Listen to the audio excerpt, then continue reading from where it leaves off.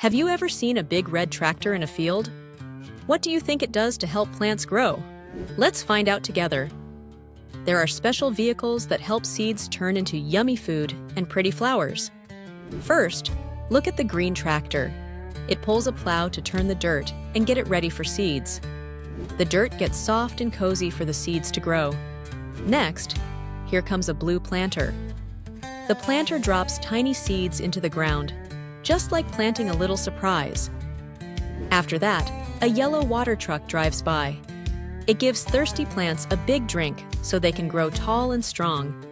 Now, a shiny orange sprayer sprays a gentle mist to keep bugs away from the leaves. This helps the plants stay healthy and happy. Last, a big combine harvester rolls in. It picks the plants when they are all grown up and ready to eat. All these vehicles work together so we can have fresh fruits, vegetables, and flowers to enjoy.